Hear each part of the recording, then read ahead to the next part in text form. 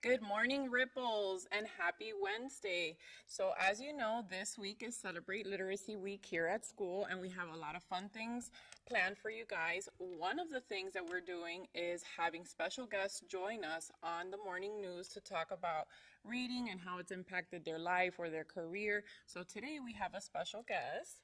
Can you introduce yourself and what it is that you do for your career? Absolutely. Good morning, Ripples. My name is Annie Hubbell. I'm a news anchor and reporter for ABC-7 here in town. So thank you for having me. Thank you for coming. I'm so excited to have you here.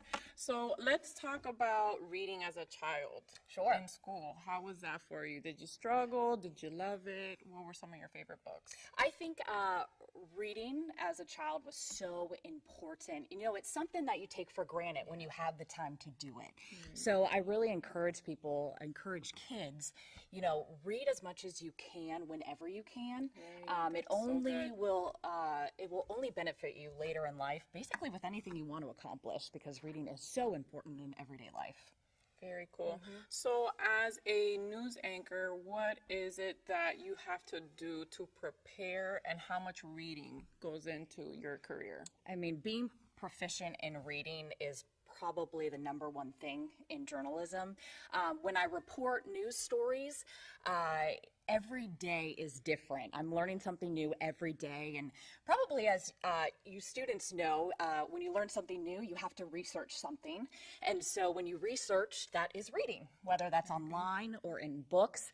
And then when I anchor the news, we are constantly reading a teleprompter for multiple hours every morning, and that's constantly moving. So I think I'd be in big trouble if I wasn't proficient in reading in my job. Oh my goodness, that's good stuff.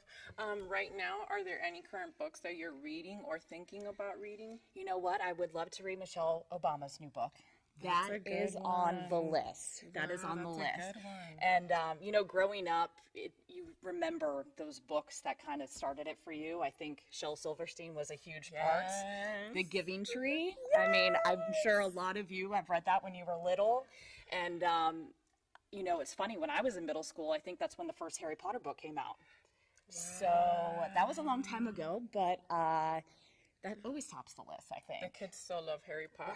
Right. Awesome. Well, thank you for so much for joining us. We're so appreciative of you for taking the time and being with us today. Well, thank you for having me. So we have this thing, how we close the news, and we say, it's always a great day at Fort Myers Middle, and remember to ride the wave. Can you help me do that? Yes. All right. So remember, Ripples, to ride the wave and don't fall off.